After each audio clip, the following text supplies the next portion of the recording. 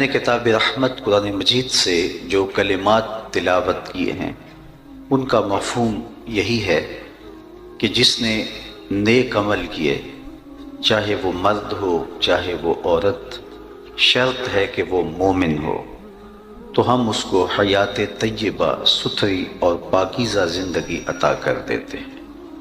یہ میرے رب کا وعدہ ہے کہ جو بھی صالح اعمال کرے گا، وہ مرد ہو تب بھی، وہ عورت ہو تب بھی، میرے رب کا وعدہ ہے کہ ہم اس کو حیات طیبہ دیں گے، اس کو پاکیزہ زندگی دیں گے۔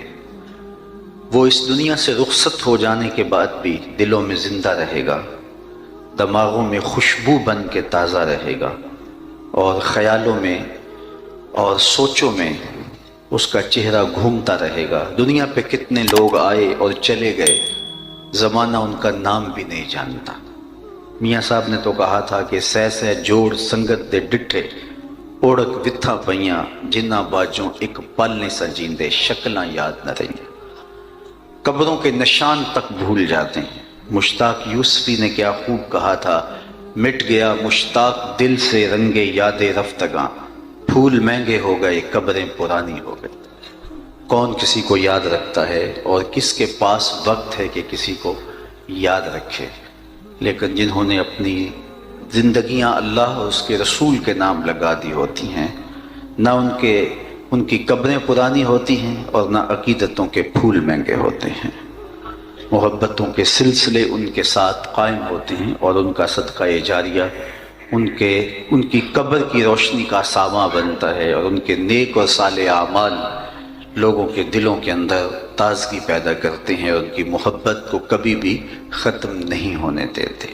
تو کہا جس نے بھی نیک عمل کیا، چاہے وہ مرد ہے چاہے وہ عورت ہے، شرط ہے کہ وہ مومن ہے، فَلَنُحْيِيَنَّهُ حَيَاتًا طَيِّبَةً، ہم اسے ستھری اور پاکیزہ زندگی عطا کر دیتے ہیں۔ امام قرطبی علیہ رحمہ لکھتے ہیں کہ پاکیزہ زندگی کا تصور دنیا کے اوپر اس کو یہ نصیب ہوتا ہے کہ وہ ایک مطمئن زندگی بسر کرتا ہے۔ جب خوبصورت اعمال کے ذخیرے سے اپنے نامہ اعمال کو پر نور کرتا ہے ایک بندہ مومن، تو پھر اس کی مطمئن زندگی ہوتی ہے، ورنہ دولتوں کی کثرت کے باوجود بے چینیاں جان نہیں چھوڑتی، زندگی کے اضطراب ختم نہیں ہوتے، ہر وقت انسان ایک انجانے خوف میں مبتلا رہتا ہے۔ لیکن اگر وہ اپنے آپ کو نیکی کی راہوں پہ ڈال دیتا ہے، اللہ اس کے قلب کو طمانینت کا نور نصیب فرماتا ہے۔ ایک مفہوم یہ بھی بیان فرمایا کہ اللہ اس کو قناعت کی دولت عطا کر دیتا ہے، اور یہ بہت بڑی دولت ہے جس کو نصیب کر دی گئی، ورنہ انسان کا پیٹ بھر جاتا ہے، انسان کی آنکھ نہیں بھرتی۔ کوزائے چشم حریصاں پر نشد، تا صدف خانے نشد پر در نشد۔ رومی کہتے ہیں کہ پیٹ بھر جاتا ہے، آنکھ کا پیالہ نہیں بھرتا۔ آپ دیکھتے نہیں ہیں کہ کھرب پتی ہونے کے باوجود بھی نفس کی کمینگی نہیں جاتی۔ آپ کے اس وطن میں بسنے والوں کو اس سے بہتر اندازہ، اس سے زیادہ بہتر اندازہ کس کو ہو سکتا ہے؟ نفس کی کمینگی ختم نہیں ہوتی۔ قناعت ایک ایسی دولت ہے کہ جو مطمئن زندگی کی ضامن بنتی ہے۔ شیخ سعدی شیرازی فرماتے ہیں کہ پیٹ بھرتا ہے لیکن آنکھیں نہیں بھرتی۔ آنکھوں کو دو چیزیں بھرتی ہیں، یا قبر کی مٹی بھرتی ہے یا صبر کا اور قناعت کا پانی بھرتا ہے۔ تو اس لیے جس شخص کو اللہ تعالیٰ جل شانہ کے حضور نیاز مندی کا سلیقہ آ گیا اور صالح اعمال اس کی زندگی میں شامل ہو گئے، تو جو بھی اس کو میسر ہوتا ہے اس پر وہ قناعت کر لیتا ہے، اور قناعت کی دولت جس کو نصیب ہو جاتی ہے، اللہ تعالیٰ اس کو دنیا میں بھی ایک مطمئن زندگی دیتا ہے، اور آخرت میں بھی اس کو اس کا بہتر صلہ عطا کرتا ہے۔ صرف ایک حدیث سیدنا علی المرتضیٰ رضی اللہ تعالی عنہ سے مرویات آپ سماعت کر لیجئے۔ یہ مخبر صادق حضور نبی رحمت صلی اللہ علیہ وآلہ وسلم نے ارشاد فرمایا، جو اللہ کے دیے گئے تھوڑے رزق پہ راضی ہو گیا، اللہ قیامت کے دن اس کے تھوڑے عملوں پہ راضی ہو جائے گا۔ بندے کو تو ضرورت تھی، لیکن ضرورت کے باوجود بھی اللہ کی تقسیم پہ راضی ہو گیا کہ مالک تو نے مجھے جس حال میں رکھا ہے میں اس پہ مطمئن ہوں، اس پہ میں بابا راضی ہوں۔ تو جو اللہ کی تقسیم پہ راضی ہو گیا، نہیں ہوگا تو پھر بھی کیا ہوگا؟ ہوگا تو وہی۔ کسی نے حضرت واصف علی واصف سے پوچھا تھا کہ غم کسے کہتے ہیں، تو انہوں نے کہا اللہ کی مرضی اور اپنی مرضی میں فرق کا نام غم ہے۔ بندہ چاہتا ہے کہ یہ ہو اور اللہ چاہتا ہے کہ یہ ہوگا وہی جو رب چاہے گا۔ تو اب اپنی مرضی کو اللہ کی مرضی سے جب الگ کریں گے تو زندگی دکھوں کا مجموعہ بن جائے گی، اور جب اپنی مرضی کو مالک کی مرضی میں فنا کر دیں گے تو وہ دکھ بھی سامان راحت بن جائیں گے۔ جب اپنے آپ کو اس کی مرضی میں فنا کر دیا تو یہ اس کی رضا کے سانچے میں ڈھال کر کے آپ ایک مطمئن زندگی بسر کرتے ہیں، ورنہ ساری زندگی عدم اطمینان کا شکار رہیں گے۔ وہ کیا کسی نے کہا نا، جے سونا میرے دکھ وچ راضی تے میں سکھ نو چلے ڈاواں۔ تو جب بندہ اس کی رضا پہ راضی ہو گیا، اس کی تقسیم پہ راضی ہو گیا، تو پھر ایک مطمئن زندگی اس کو نصیب ہو گئی، اور اس کے پاس کچھ ہے تب بھی مطمئن ہے، اور اگر اس کے پاس نہیں ہے تو تب بھی مطمئن ہے کہ یہ میرے رب کی رضا ہے، میرا رب مجھ کو اس حال میں رکھنا چاہتا ہے اور میں اس حال پہ مطمئن ہوں۔ تو اللہ تعالیٰ کی طرف سے جو کیفیت بندے کے اوپر وارد ہوتی ہے اس پر وہ مطمئن ہو، جو اس کا حال ہوتا ہے اس پر وہ اس کا اطمینان ہو، تو یہ ایک دولت ہے۔ تو کہا جو اللہ کے دیے گئے تھوڑے رزق پہ راضی ہو گیا، اللہ قیامت کے دن اس کے تھوڑے عملوں پہ راضی ہو جائے گا۔ اب ذرا اس کا دوسرا رخ بھی دیکھ لیجئے، یہ تو حضور علیہ السلام کا فرمان ہے۔ اب جو اللہ کے دیے گئے تھوڑے رزق پہ راضی ہو گیا، اللہ قیامت کے دن اس کے تھوڑے عملوں پہ راضی ہو جائے گا، اور جو اللہ کے دیے گئے زیادہ پہ بھی راضی نہ ہوا تو پھر وہ دیکھے کہ اس کا حساب کس طرح ہوگا اور وہ اللہ کا سامنا کس طرح کرے گا۔ تو یہ ایک دولت ہوتی ہے، اور یہ صالح اعمال کا نتیجہ ہوتا ہے جو بندہ مومن کو اللہ تعالیٰ عطا فرماتا ہے۔ حیات طیبہ کا ایک مفہوم یہ بھی بیان کیا گیا کہ رزق حلال، یعنی اللہ تعالیٰ جل شانہ جس بندے کو پسند کرتا ہے اس کو رزق حلال نصیب کرتا ہے، حرام سے اللہ اسے محفوظ کر لیتا ہے، کیونکہ رزق حلال کی دولت ایک ایسی دولت ہے جو اللہ کے قرب کی ضامن بن جاتی ہے اگر ایمان اور صالح اعمال پائے جائیں۔ اور اگر رزق حلال میسر نہیں ہیں تو آپ کے سجدے، آپ کی نمازیں اور آپ کے دیگر اعمال اللہ کی قربت کا ذریعہ نہیں بنتے۔ حضور نبی رحمت صلی اللہ علیہ وآلہ وسلم نے اس شخص کا ذکر کیا کہ جو ایک طویل سفر کاٹ کے سین حرم میں جا پہنچتا ہے، اور اس کے بال اٹے ہوئے ہیں غبار سے، لباس پھٹا ہوا ہے، سفر کی تھکان چہرے سے حویدہ ہے، یمد یدیہ، اور لمبے لمبے ہاتھ کر کے دعائیں مانگتا ہے، لیکن حال کیا ہے؟ اس کا کھانا حرام کا ہے، اس کا پینا حرام کا ہے، اس نے جو لباس پہنا ہوا ہے اس کا تارو پود حرام سے ہے، اس کو غذا دی گئی ہے تو حرام رزق کی دی گئی، اس کا بدن پلا بڑا ہے حرام کی کمائی سے۔ تو میرے حضور فرماتے ہیں اس کی دعا کیسے قبول ہوگی؟ نہ صرف کہ اس کی اپنی دعا رد کر دی جاتی ہے، بلکہ نیک لوگوں کی دعاؤں سے اس کا حصہ نکال دیا جاتا ہے۔ نیک لوگ دعائیں مانگتے ہیں اور پوری امت کے لیے دعائیں مانگتے ہیں، اپنوں بیگانوں کے لیے دعائیں مانگتے ہیں، لیکن جو شخص رزق حرام کا عادی ہوتا ہے تو ان پاک لوگوں کی دعاؤں میں جس کا حصہ می کی طرح برستا ہے، کہاں کہاں اللہ کی مخلوق موجود ہوتی ہے جو قبروں میں بھی جا چکے ہیں، ان تک بھی اس دعا کا حصہ پہنچتا ہے۔ جب صالحین اپنی تنہائیوں میں دعا مانگتے ہیں، اپنے حجروں میں بیٹھ کر کے پوری امت کے لیے ہاتھ اٹھاتے ہیں، اور ان کے اٹھے ہوئے ہاتھوں کی اللہ لاج رکھتا ہے اور ان کی دعا کے ایک ایک حرف کو قبول کرتا ہے۔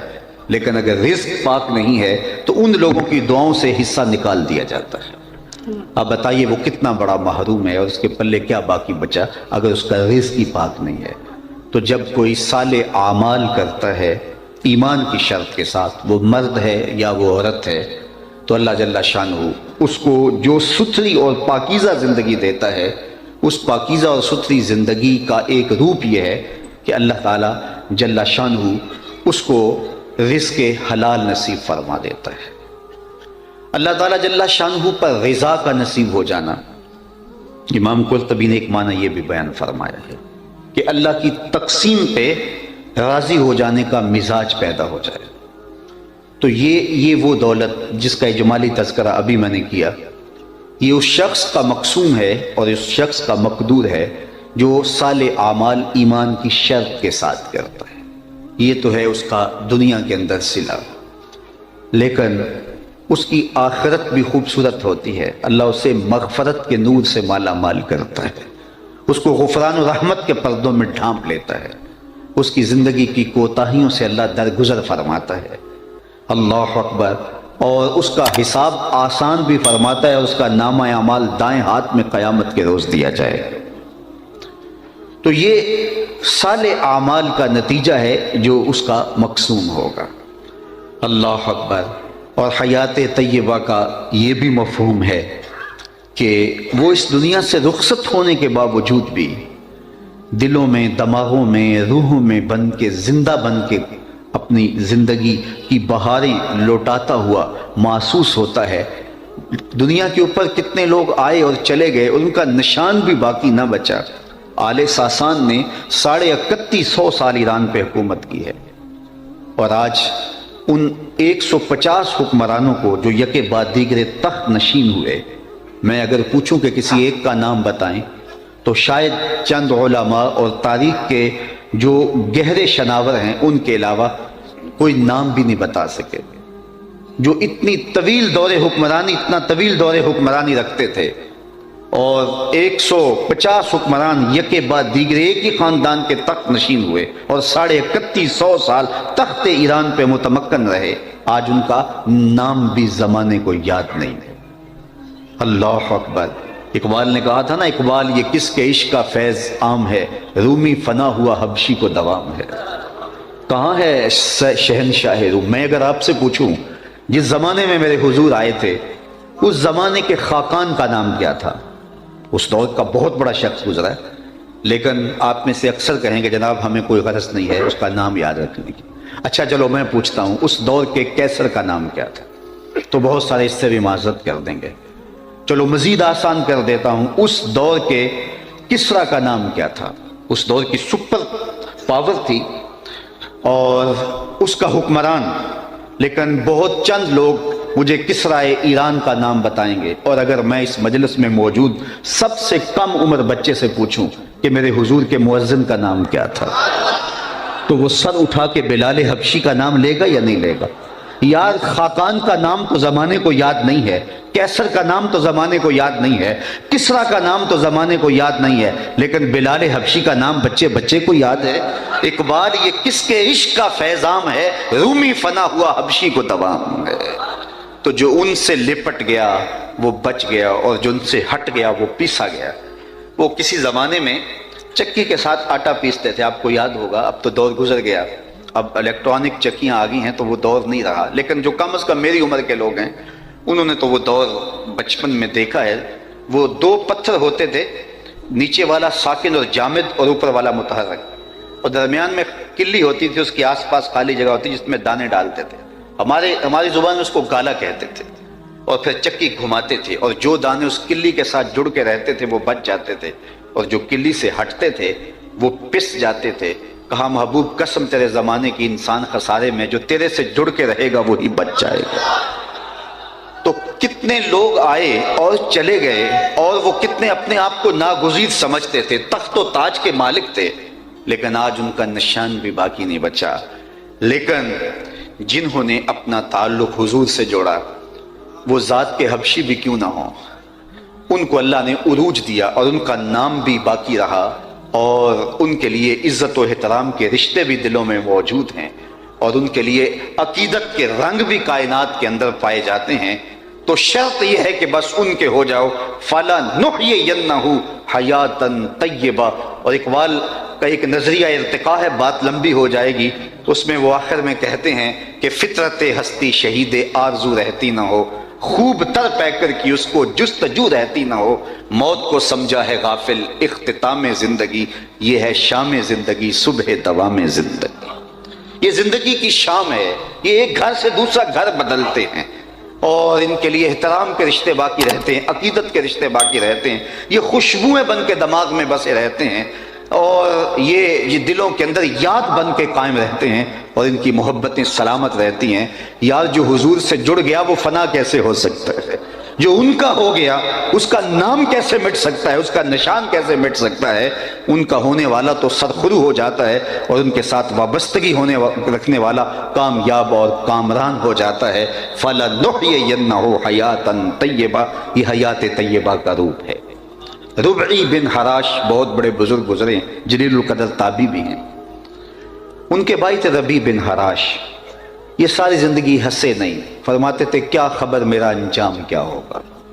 جب تک یہ یقین نہ ہو کہ میرا انجام کیا ہو تو اس وقت دھڑکا تو ہر لمحے لگا رہتا ہے کہ نہ جانے میں کس کھاتے میں ہوں. عید کے دن لوگوں نے فاروق اعظم رضی اللہ تعالیٰ عنہ کو روتے ہوئے دیکھا تو کہا آج تو خوشیوں بھرا دن ہے اور آپ رو رہے ہیں. کہا مجھے نہیں پتا کہ میں مقبولین میں سے ہوں یا مطرودین میں سے، میں رد کر دیا گیا ہوں یا میرے روزے قبول کر لیے گئے ہیں.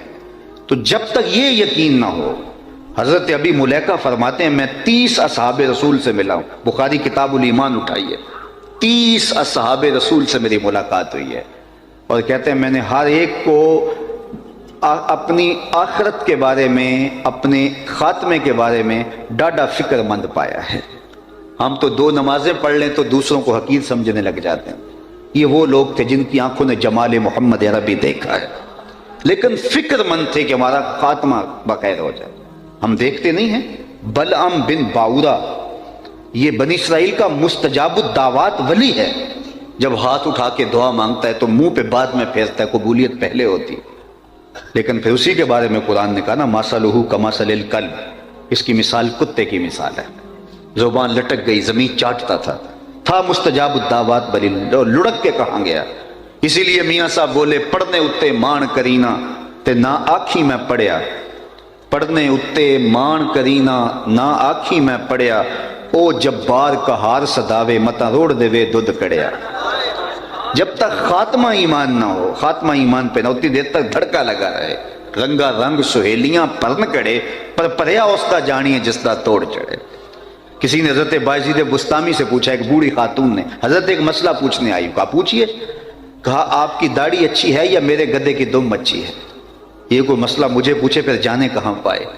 لیکن بایزید بستامی رو پڑے. کہا بڑھیا تیرے سوال کا جواب فی الحال میرے پاس نہیں ہے، یہ تو مرنے کے بعد ہی بتا سکتا ہوں. خاتمہ خیر سے ہو گیا تو پھر ہی کچھ کہہ سکتا ہوں. خیر حضرت بایزید بستامی کا 72 سال کی عمر میں انتقال ہو گیا. تو بڑھیا کو خواب میں ملے. اس نے کہا کہ میرا سوال وہیں کھڑا ہے، مجھے بتائیے میرے گدے کی دم اچھی ہے یا آپ کی داڑھی اچھی ہے؟ تو کہا اللہ کا شکر ہے میرا خاتمہ ایمان پہ ہو گیا، اب تیرے گدے کی دم کو میری داڑھی سے کیا نسبت ہو سکتی؟ تو اس نے کہا کہ بتائیے آپ کے رب نے آپ کے ساتھ سلوک کیا کیا؟ تو حضرت بایزید بستامی کہتے ہیں کہ جب میں مالک کے روبرو حاضر ہوا تو میرے مالک نے مجھے پوچھا اے بوڑھے بتا میرے پاس کیا لے کر آئے ہو. 72 سال کی عمر میں انتقال ہوا تھا. اے بوڑھے بتا میرے پاس کیا لے کر آئے ہو؟ تو میں نے جواباً عرض کی مالک بادشاہوں کی چوکھٹ پہ فقیر آئیں تو شہنشاہ فقیروں کو یہ تو نہیں پوچھتے کیا لے کر آئے ہو، فقیروں کو تو بادشاہ یہی پوچھتے ہیں کیا لینے آئے ہو. میں لے کر کچھ نہیں آیا، تیری رحمت کا سوالی بن کے آیا ہوں. اللہ نے بغیر حساب کی میری مغفرت فرما دی. تو کہا میں مغفرت و غفران کے پردوں میں ڈھانپ لیا گیا ہوں، اب تیرے گدے کی دم کو میری داڑھی سے کیا نسبت ہو سکتی؟ تو جب تک یہ یقین نہ ہو کہ میرا انجام کیا ہے، دھڑکا لگا رہے، ڈر لگا رہے. مومن کی یہ زندگی ہے. سعدی شیرازی کتنی خوبصورت بات کر گئے. ہمارے درس نظامی میں بچوں کو آغاز یہاں سے کروایا جاتا ہے. کتنے حکیمانہ انداز سے وہ باطن کی تربیت کرتے ہیں، روحوں کے زنگ اتارتے ہیں. فرماتے ہیں اس دنیا پہ تو آیا تھا تو تو روتا تھا، یہ ہنستے تھے. جب بچہ پیدا ہوتا ہے تو اس کا پیدا ہونے کے بعد والدین کو یقین نہیں ہوتا یہ زندہ پیدا ہوا ہے یا مردہ پیدا ہوا ہے. جب تک وہ روتا نہیں ہے اتنی دیر تک جو ہے وہ اس کے بارے میں کوئی حکم نہیں لگتا. اس کو استحلال کہتے ہیں ہماری اصطلاح کے اندر. جب علماء سے پوچھا جاتا ہے کہ بچہ پیدا ہوا ہے اور اس کے بعد فوت ہوا ہے تو جنازہ پڑھا جائے کہ نہیں پڑھا جائے، تو وہ کہتے ہیں اس نے استحلال کیا ہے کہ نہیں، چیخا ہے کہ نہیں. استحلال کہتے ہیں چیخنے کو. یہ پہلی رات کے چاند کو جو ہلال کہتے ہیں تو وہ بھی اس لیے ہلال کہتے ہیں کہ اس کو دیکھ کے بھی بچے شور مچاتے ہیں کہ چاند طلوع ہو گیا. وما اہل بہ لغیر اللہ، یہ بھی یہاں سے نکلا ہے. لوگوں نے اس کو غلط مفہوم دے دیا. جب اند ذبح وہ جو پکار اٹھتی ہے وہ اللہ کے نام کے علاوہ کسی اور کی پکار نہیں ہونی چاہیے۔ اگر کس نے جانور ذبح کرتے ہوئے کہا بسم شیخ عبد القادر جیلانی تو حرام ہو جائے گا، بسم محمد بھی کہا تو حرام ہو جائے گا۔ اس لیے وہ اللہ کے نام کے علاوہ کسی اور کی پکار نہیں ہونا چاہیے۔ تو باقی وہ 11ویں کا ہو، وہ 12ویں کا ہو، وہ عقیقے کا ہو، ولیمے کا ہو، لیکن جب ذبح کیا جا رہا ہے تو وہ آواز اللہ کے نام کی ہونی چاہیے۔ تو بچے کا چیخنا اس کی زندگی کی دلیل ہے۔ بلکہ امام طبرانی نے اپنی معجم میں اس کی وجہ بھی لکھی۔ حضور سے پوچھا گیا کہ حضور جب بچہ پیدا ہوتا ہے تو وہ چیختا کیوں ہے، وہ روتا کیوں ہے؟ تو فرمایا اس کے ساتھ ایک ہمزاد جنم لیتا ہے جو اس کی پسلیوں کو چھیڑتا ہے اور جس سے وہ روتا ہے، چیختا ہے۔ تو انہوں نے دست بست عرض کی حضور جب آپ آئے تھے تو آپ کے ساتھ بھی ہمزاد آیا تھا؟ فرمایا ہاں میرے ساتھ بھی آیا تھا۔ تو کہا پھر اس نے کوئی ایسی حرکت تو نہیں کی؟ فرمایا اس نے حرکت کیا کرنی تھی؟ فلما رآنی اسلم، جب اس کی نظر میرے چہرے پہ پڑی لبوں پہ کلمہ جاری ہو گیا۔ دیکھنے والے کہا کرتے ہیں اللہ اللہ، یاد آتا ہے خدا دیکھ کے صورت تیری۔ اللہ نے محبوب کا چہرہ ہی ایسا بنایا ہے جو دیکھتا ہے پھر دیکھتا ہی رہ جاتا ہے۔ تو جب اس نے فلما رآنی، جب اس نے مجھے دیکھا اسلما، تو اس نے چھیڑنا کیا تھا؟ اس کے لبوں پہ کلمہ جاری ہو گیا۔ امام نبہانی نے باقاعدہ اس پہ باب باندھا ہے کہ حضور کا ہمزاد مسلمان ہو گیا اور اس پر دلائل بیان فرمائے اور ذکر کیا۔ اللہ اکبر۔ تو بات کر رہا تھا کہ جب تک یہ یقین نہ ہو کہ میرا انجام کیا ہے اتنی دیر تک دھڑکا لگا رہے۔ چند نمازیں پڑھ لو تو پھول نہ جایا کرو، کوئی عمل خیر ہو جائے تو شکریہ ادا کیا کرو کہ مالک تو نے توفیق دی، میری توفیق بھی تیرے کرم کا صدقہ، یہ قدم اٹھتے نہیں اٹھائے جاتے ہیں۔ کوئی خیر کی توفیق مل جائے تو جھک جاؤ، شکریہ ادا کرو، نہ کہ لوگوں کو حقیر جاننے لگ جاؤ اور سمجھو کہ ہم کوئی مقبول بارگاہ ہیں اس لیے ہم یہ نیک کام کر رہے ہیں۔ علامہ رومی فرماتے ہیں کہ کچھ لوگ چند نمازوں کے بعد آسمان کی طرف دیکھ رہے ہیں کہ کوئی فرشتہ تو نہیں آ رہا میرے پاس، اور یہی وجہ ہوتا ہے یہ ملنگ شلنگ، یہ آج کل پیر شیر جو ہیں وہ تھوڑی سی بات ہوتی ہے تو اچل جاتے ہیں، ہوتا ہی کچھ نہیں ہے تو وہ اتنے دعوے کر بیٹھتے ہیں کہ اللہ باللہ۔ میاں شراب عشق پی کر جو نہ بہکے ظرف اس کا ہے، شراب عشق پی کر جو نہ بہکے ظرف اس کا ہے، کہ ایک ایک بوند اس کی رکھتی ہے تاثیر مے خانہ، کہ ایک ایک بوند اس کی رکھتی ہے تاثیر مے خانہ۔ مولا علی قاری نے لکھا ہے جب حضور علیہ السلام جبل احد پہ گئے اور وہ حضور کے تشریف لے جانے پر جھوم اٹھا تو حضور نے اس پر ایڑی لگائی اور کہا احد ٹھہر جا، تو جانتا نا تیرے اوپر اللہ کا نبی ہے، صدیق اور 2 شہید ہیں۔ تو اس پر آپ نے بحث فرمائی ہے مرقات میں، آپ فرماتے کہ وہ وجد میں آ گیا تو حضور نے ایڑی لگا کہ اس کو وجد سے ضبط کی طرف منتقل کیا، تو کہا ثابت ہوا اہل وجد سے اہل ضبط افضل ہیں۔ اگر کوئی کیفیت طاری بھی ہو جائے تو اس کو ضبط کیا جائے، اور ہمارے اوپر تو طاری بھی نہیں ہوتی، 4 نمازیں پڑھنے کے بعد دوسروں کو حقیر جاننے لگتے ہیں۔ یہ وہ لوگ ہیں جن کی زندگیاں اللہ کے ذکر میں گزرتی ہیں لیکن پھر بھی ڈرتے ہیں ہمارا خاتمہ ٹھیک ہو۔ حضرت جنید بغدادی کہتے ہیں رضی اللہ تعالیٰ عنہ کہ میں ایک دن اپنے شیخ حضرت سری سکتی رضی اللہ تعالیٰ عنہ کی قربت میں بیٹھا ہوا تھا، رشتے میں ماموں بھی لگتے ہیں، تو انہوں نے مجھے وصیتیں کی۔ ایک وصیت کی تو میرے پاؤں تلے سے زمین سے رکھنے لگے، فرمانے لگے بیٹا جب میں فوت ہو جاؤں تو میری قبر بغداد سے باہر بنانا۔ تو میں نے کہا حضرت لوگ تو بغداد کی مٹی میں دفن ہونے کے لیے ترستے ہیں اور آپ یہ کہہ رہے ہیں کہ بغداد سے باہر قبر بنانا؟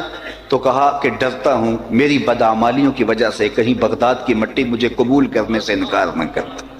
یہ کون شخص ہے تتجافی جنوبہم عن المضاجع، جن کی کروٹیں خوف خدا کی وجہ سے بستروں سے الگ رہتی ہیں، اور اللہ کو خوف میں، خشیت الہیہ میں جو ہے وہ ان کا یہ عالم ہے، خوف میں پکارتے ہیں، خشیت الہی کی کیفیات ہر وقت ان کے اوپر طاری رہتی ہیں۔ تو حضرت روبی کہنے لگے ساری زندگی نہیں ہنسے، فرماتے تھے کیا خبر میرا انجام کیا ہوگا؟ تو سعدی کہتے ہیں جب تو آیا تھا تو ہنستا تھا اور لوگ روتے تھے، ایسے زندگی گزارنی ہے جب دنیا سے جائے تو روتا تھا لوگ ہنستے تھے، ان سے بدلہ لینا ہے جب اس دنیا سے جائے تو ہنستا ہوا جائے اور یہ روتے رہ جائیں۔ اب روبی ساری زندگی نہیں ہنسے، خیر وقت آخر آ گیا، انتقال کر گئے، ساری زندگی جو ہے وہ ہنسے نہیں۔ غسال کو بلا لے ان کے بھائی اور کہا میرا بھائی فوت ہو گیا ہے، اسے غسل دے دو۔ وہ غسل خانے میں داخل ہوا، غسال تو فوراً باہر آ گیا۔ کہا اتنی جلدی؟ کہا یار تیرا بھائی بڑا عجیب ہوا۔ کہا کیا ہوا؟ کہا نحن نغتسلہ وہو یتبسم، ہم اسے غسل دیتے ہیں یہ آگے سے مسکراتا ہے۔ کہا میرے بھائی نے قسم کھائی تھی جب تک اچھا انجام نہیں دیکھوں گا نہیں مسکراؤں گا، آج مرنے کے بعد جو مسکرا رہا ہے تو اس کا مطلب یہ ہوا کہ اس نے اپنا انجام بخیر دیکھ لیا ہے۔ اللہ اکبر، خیر غسل دیا، چارپائی پر ڈال دیا، ادھر شہر میں خبر مشہور ہو گئی، ایک بندہ مرنے کے بعد مسکرایا ہے۔ بعض لوگوں نے کہا وہ گھڑی ہوئی کہانیاں ہیں، بندہ مرنے کے بعد بھی مسکرا سکتا ہے۔ بعض نے کہا یار بندہ تو بڑا اچھا تھا، ہو سکتا ہے مسکرایا ہو۔ اقبال نے بھی کہا تھا نا، نشان مرد مومن بات گوئم، چوں مرگ آئے تبسم بر لب اوست، آ تجھے اللہ کے بندے کی نشانی بتاؤں۔ جب موت آتی ہے تو پھر اسے ندامت نہیں ہوتی اس کے ماتھے پہ، بلکہ اس کے لبوں پہ کامیابی کی مسکراہٹ ہوا کرتی ہے۔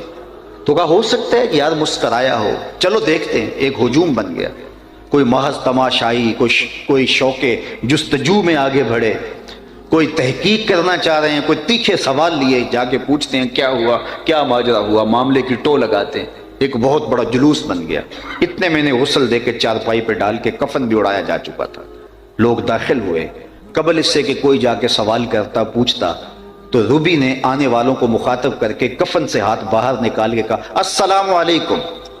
لوگ حیرت میں ڈوب گئے، کہا وعلیکم السلام اتتکلم بعد الموت، عجیب بات ہے کہ تم مرنے کے بعد باتیں کر رہے ہو۔ قال نعم اتکلم بعد الموت، کہا ہاں میں مرنے کے بعد باتیں کر رہا ہوں۔ اللہ اکبر۔ لوگوں نے کہا کہ بتا تیرے رب نے تیرے ساتھ سلوک کیا کیا؟ کہا استقبلنی ربی غیر غضبان واستقبلنی بروح و ریحان، اس کے قدرت والے چہرے پہ کوئی غصہ نہیں تھا، اس نے روح و ریحان کے پھول میرے گلے میں ڈالے ہیں۔ اللہ اکبر۔ عرش فرشتے بانگا ملیاں تے مکے پہ گیا شور، بلے شاہ اسا مرنا ناہی تے گور پیا کوئی ہور، فالا نحیینہ حیاتا طیبہ، کہا جو میرے ہو جائیں میں انہیں حیات طیبہ دے دیتا ہوں، ستھری اور پاکیزہ زندگی دے دیتا ہوں۔ تو اس کے ہو کے تو رہو، دنیا میں بھی سرخرو بامراد مطمئن زندگی کے اجالے نصیب ہوں گے، اور مرنے کے بعد بھی خوشیاں نصیب ہوں گی، اور آخرت کی زندگی بھی سرخرو ہوگی، قبر میں بھی چراغاں اور قبر میں بھی روشنیاں اور قبر میں بھی اجالے ہوں گے۔ ہمیں حیات طیبہ کو ہر صورت حاصل کرنے کے لیے کوشش کرنی چاہیے، اور اس کا جو نصاب دیا ہے وہ ایمان کی شرط کے ساتھ صالح عمل ہے، اور وہ چاہے مرد ہو چاہے عورت ہو، دونوں کو یہ نور نصیب کر دیا جاتا ہے۔ میں اور آپ اپنے عمل کی ستھرائی اور اپنے اعمال کی پاکیزگی کی طرف توجہ دیں، ریاء سے عمل پاک ہو، ہمارا عمل تکبر سے پاک ہو، عجب سے پاک ہو، ہم اپنے آپ کو دیکھ کر کے کسی اور کو حقیر نہ جانیں، اپنے عمل کو خالص کریں۔ سب سے پہلے نیت کو درست کر کے جب اپنے اعمال کو ہم محفوظ کر لیں گے تو پھر اس کا لازمی نتیجہ میرے رب کا وعدہ ہے، اور میرے رب کے وعدے سچے ہیں، اور میرے رب کے وعدے جھوٹے نہیں ہوتے۔ اللہ سے کون سچا ہے؟ اس لیے کہا اگر تم صالح اعمال کرو گے تو تمہیں ایک پاکیزہ ستھری حیات طیبہ نصیب کر دیں گے۔ عالی مرتبت علماء موجود ہیں، فالا نحیینہ کے اندر بھی تو مادہ حیات موجود تھا، فالا نحیینہ کے اندر بھی تو مادہ حیات موجود تھا، اور اس کے اندر جو ہے وہ تاکیدیں بھی موجود ہیں، لیکن اس کے بعد پھر الگ سے حیاتاً طیبہ کو الگ سے ذکر کر کے اور حیات کی صفت بھی ساتھ لگا کر کے اور اس کو مزید موقت بھی کر دیا، تاکہ کسی کو کوئی شک نہ باقی رہے کہ جو میرا ہو جائے پھر اس کو ایک میں مطمئن اور پاکیزہ زندگی نصیب کرتا ہوں، اور وہ خوشگوار زندگی اور وہ خوبصورت زندگی اور وہ پاکیزہ زندگی اس کی بہتری کی ضامن ہوتی ہے، اس کی دنیا بھی سنورتی ہے، اس کی آخرت بھی سنورتی ہے، اور ہمارا مقصود دونوں زندگیوں کو سنوارنا ہے۔ کچھ لوگ ایسے دین سے وابستہ ہو جاتے ہیں ترک دنیا کر دیتے ہیں، یہ اسلام کا مزاج نہیں ہے، لا رہبانیت فی الاسلام، اور کچھ لوگ ایسے دنیا میں کھو جاتے آخرت کو ترک کر دیتے ہیں، جبکہ ہم جسم اور روح دونوں کا مجموعہ ہے، اور ہم یہ دنیا کی زندگی بھی اچھی مانگے۔ یہ تقویٰ نہیں ہے کہ ہم کہیں کہ یہ دنیا برباد ہو جائے، یہ زندگی بھی خوبصورت گزرے۔ آقا کریم علیہ السلام کی خدمت میں ایک صحابی حاضر ہوئے، اور ان کا جسم بہت کمزور تھا، بلکہ فرمایا کہ چوزے کی طرح کمزور تھا۔ تو فرمایا کہ تمہاری یہ کیا حالت ہے، تم نے اللہ سے کوئی دعا تو نہیں مانگی تھی؟ تو اس نے کہا جی حضور میں نے اللہ سے دعا مانگی تھی۔ کیا دعا مانگی تھی؟ میں نے اللہ سے یہ دعا مانگی تھی کہ میری آخرت ٹھیک ہو جائے، دنیا چاہے جیسی بھی ہو، بلکہ آخرت کے حصے کے دکھ بھی دنیا میں آ جائیں، میں نے اللہ سے یہ دعا مانگی۔ تو بظاہر تو اچھی بات ہے، اس نے آخرت سنوار لی، دنیا پہ دکھ جھیل لے، جیسے تیسے بھی زندگی تو گزر گئی۔ تو میں نے اللہ سے یہ دعا مانگی تھی اللہ آخرت کے دکھ بھی دنیا پہ ڈال دے اور میری آخرت صاف ہو جائے۔ تو اس بات سے حضور خوش نہیں ہوئے، بلکہ اسے فرمایا تو نے یہ دعا کیوں مانگی کہ آخرت کے حصے کے دکھ بھی دنیا پہ آئیں؟ تو نے اللہ سے یہ کیوں نہیں مانگا ربنا آتنا فی الدنیا حسنۃ وفی الآخرۃ حسنہ، اے اللہ مجھے یہ دنیا بھی اچھی دے دے، وہ دنیا بھی اچھی۔